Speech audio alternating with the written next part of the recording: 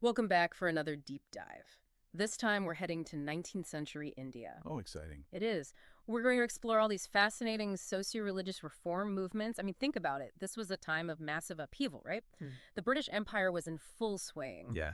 And, for India, it wasn't just about political control. It was this whole new set of cultural values and ideologies. And that led to some serious clashes with traditional Indian society.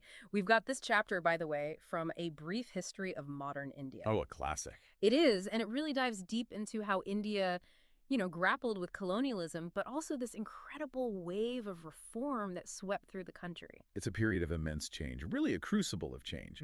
I think the impact of British rule in India can't be overstated. Unlike previous invaders, the British sought to transform Indian society. They brought with them their own culture and ideology. Ideas like rationality, individual liberty. And these ideas clashed head-on with traditional Indian societal norms. It's fascinating as the source material goes into detail about the social landscape of the time. Yeah, some of the stuff is, frankly, kind of shocking when you read about it. They talk about female infanticide Oh, yes. A terrible practice. and child marriage. Oh, entrenched for sure. And then there's sati, where widows were expected to burn themselves alive on their husband's funeral pyres. It's hard to fathom that such practices were so deeply ingrained. And the caste system, Oh, right. that was a rigid social hierarchy, based on birth. It determined your occupation, social standing, who you could even marry. And for those at the very bottom, the untouchables, it was a life of just constant discrimination. It's difficult to even imagine how deeply entrenched these practices were. It wasn't just custom, it was intertwined with religious beliefs, seen as divinely ordained. Absolutely. Challenging these practices meant taking on deeply held religious beliefs, power structures, the very fabric of society. So how did these reform movements even begin to gain traction? Right. Like, how do you even start to change something so ingrained in the culture? Well, it's interesting because, in a way, British colonialism itself played a role, albeit an unintended one. In their quest to control India, the British introduced policies that perhaps inadvertently weakened some traditional structures. For instance, they introduced a uniform legal code. Oh, interesting. Yes, applied to everyone, regardless of caste. And this inadvertently created a space for reformers to challenge practices, like sati, which they could now argue was illegal under British law. So kind of using the system against itself, in a way. Exactly. It's a bit ironic, isn't it? It is. And it seems like the rise of a new class, played a significant role as well, this whole Western-educated intelligentsia. Right. A product of, the British education system. And they were exposed to these new ideas: individual rights, social justice, rational thought. They began to question the status quo. They were looking at their own society through this new lens. And it's fascinating how they drew inspiration from both Western ideas and their own traditions, influenced by things like individual liberty, Yeah. but also looking back to ancient Indian scriptures to argue for reforms. Like Raja Ramahan Roy, he was huge in reforming Hinduism. Oh, absolutely a key figure. And he used the Vedas, Hinduism's most sacred texts, to argue for monotheism Wow. and against practices like sati. So using tradition to dismantle what they saw as distortions of that very tradition. Yeah, like he was saying, hey, our own scriptures don't condone this. Clever. Very clever strategy. It seems like they were walking a tightrope, trying to respect tradition, but, also push for this urgent social change. It created some real tensions. Some reformers, were more open to embracing Western ideas, adapting practices, like the Brahmo Samaj, for instance. Others, groups like the Arya Samaj, they emphasized a return to what they saw as the original purity of their religion, often relying on ancient scriptures. So different approaches, but all with the same goal, ultimately. Yeah, the shared vision of reforming Indian society. But they all recognized the dire situation of women in 19th century India. It was a patriarchal society, to say the least. Oh, yeah. The source material is, it's pretty blunt about that. Practices like purdah, essentially keeping women secluded from public life, child marriage, denial of property rights. Women were relegated to a deeply subordinate position. One quote that stood out to me was, "Women were seen as inferior adjuncts to men," really highlights their lack of autonomy. Powerful statement. And the reformers knew that elevating the status of women was key, not just for women themselves, but for the progress of Indian society as a whole. Absolutely. But how do you tackle such a huge challenge? Was it changing laws, or was it more about shifting cultural attitudes?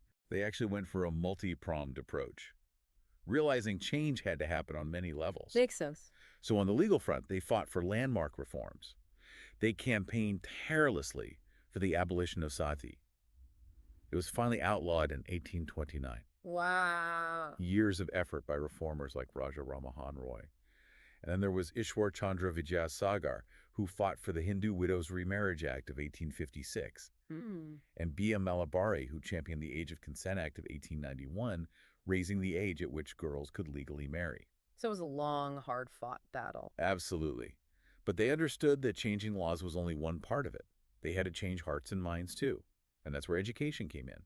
Reformers saw education as the key to empowering women, to challenge traditional hierarchies. Right. They set up schools and colleges for girls. So education was a recurring theme in these reform movements. Like, it was the answer to a lot of problems, wasn't it? Absolutely. They saw it as a powerful tool for social transformation. Yeah. And it wasn't just for women.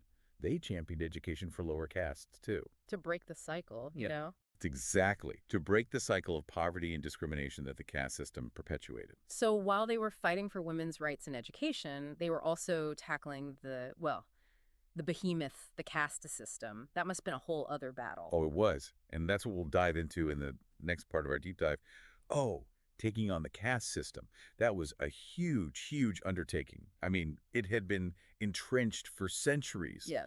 Intertwined with religious beliefs and social norms. It's mind-boggling how deep it ran. Our source material, it doesn't hold back. It explains how, it wasn't just social classes. It was your entire life determined by birth. Your occupation, yeah. Your social standing. Yeah.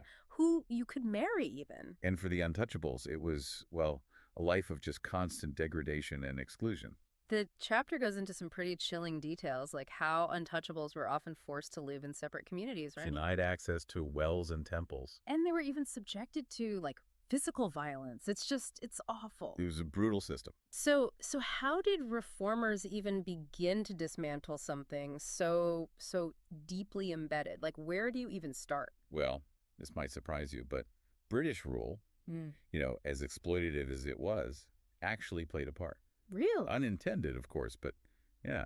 Some of their policies, while designed to, strengthen their control, they actually ended up weakening the caste system. That's fascinating. So they, accidentally helped? In a way, yes. Can you give us some examples? Of course.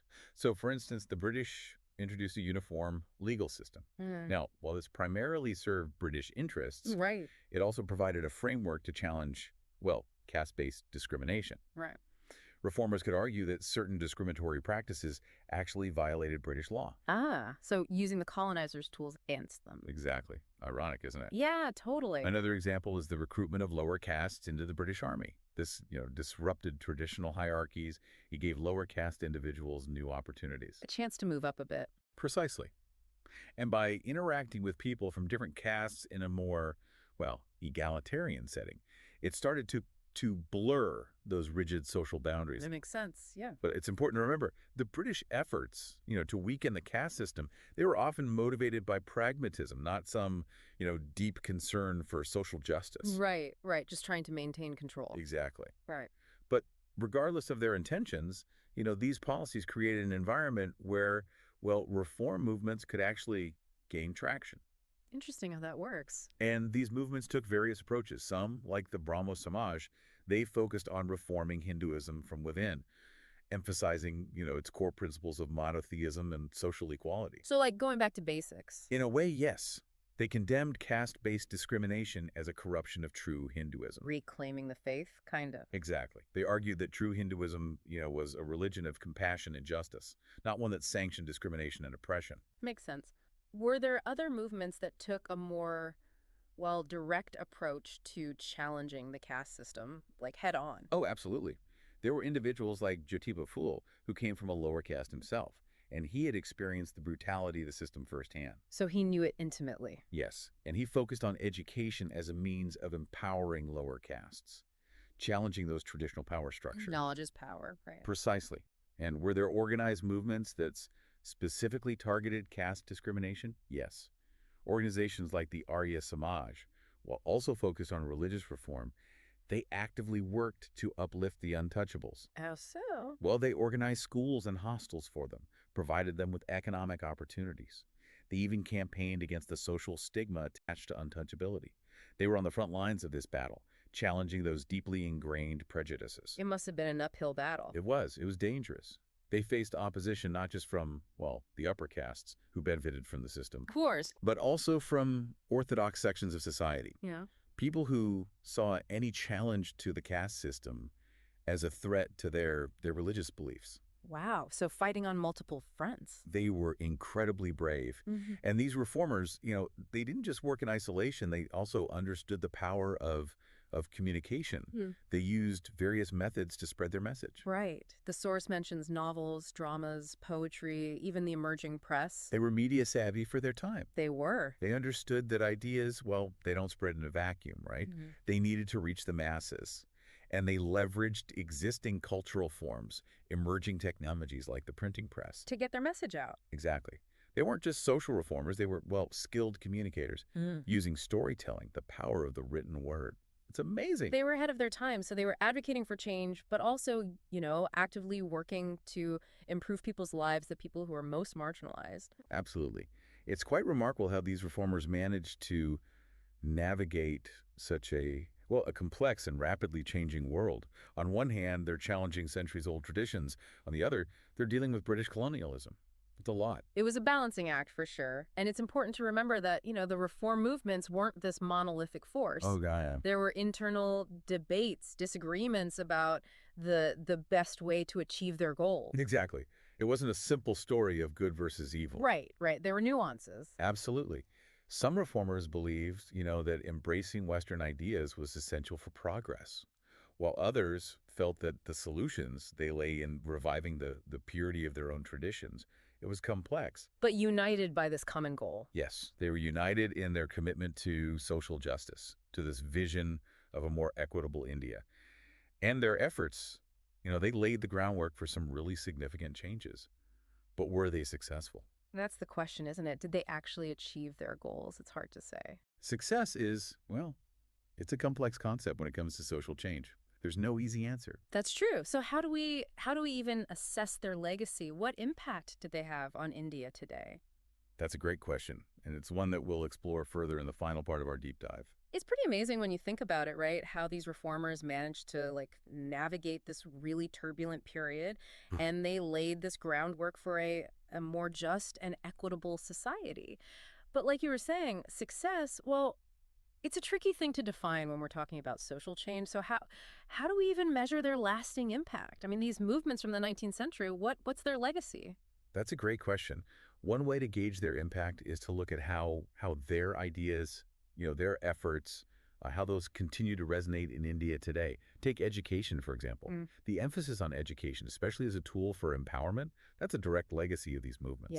Yeah. Think about the massive expansion of schools and colleges in India, especially after independence, particularly for women and lower castes. Right. That push for education, I mean, it wouldn't have happened without the groundwork laid by these reformers. Like they planted a seed, that just kept growing. Exactly. And their critiques of social injustices, the caste system, gender inequality, those are still very much part of the national conversation in India today. Yeah, for sure. Movements, organizations, people fighting for social justice, they draw inspiration from these 19th century pioneers. They were the trailblazers. They were. They dared to challenge the status quo, to imagine a better future. Makes you wonder, what they would think if they could see India today. Right. Would they be happy with the progress, or would they want more? I think it would be a bit of both. Heartened by the progress, but also maybe frustrated that some of the issues they fought against, like caste discrimination, it persists. Yeah, that's true. It reminds us that social change is a long and difficult process, a constant struggle. Yeah. The source material, it really drives that point home. Yes, celebrate the achievements, but also acknowledge the ongoing challenges. Exactly. It's saying, hey, we've come a long way, but the journey's not over. The fight for social justice, it never really ends, does it? Each generation faces its own challenges. And finds its own way to, keep pushing forward. So wrapping up our deep dive here, what are some key takeaways? What can we learn from these reformers, us in the 21st century? Well, for me, I think one of the biggest takeaways is the power of individuals to make a difference. These reformers, they were ordinary people. Yeah. They saw injustice and they decided to do something about it. They didn't wait for permission or for, someone else to take charge. They organized, they mobilized, they used their voices to push for change. They were agents of change. They were. And they didn't let setbacks, opposition, they didn't let those things deter them. They were persistent. They were. They understood that. That progress, it rarely comes easy, right? It often means challenging power structures, facing backlash. It's inspiring, their stories, really. It's a reminder that each of us has the potential to make a difference, in our own communities. You don't have to be famous or, have a ton of resources. You just need the courage to speak out against injustice. I couldn't agree more. And their strategic use of both tradition and modernity, that's another valuable lesson. They respected their own heritage while also being open to new ideas. That's so important, especially today, where everything's changing so fast. It's easy to get swept up in the latest trends, but we got to ground ourselves in our values and traditions. Absolutely. It's about finding that balance, Yeah. respecting the past but embracing the future. This deep dive, it's been really eye-opening. It's not just history, it's a call to action, makes me want to learn more about what's happening in my own community and find ways to get involved. That's great. What about you? Anything that really resonated with you during our deep dive? For me, I think it's the reminder that progress is not a straight line. There are setbacks. It's a constant effort. The fight for social justice, it's never over. It's up to each generation to carry on that fight. Such a powerful message. The fight for a more just and equitable world, it's ongoing. And we all have a part to play. So to our listener, we encourage you to keep exploring, keep questioning, and keep fighting for the change you want to see. Thanks for joining us on this incredible journey through 19th century India.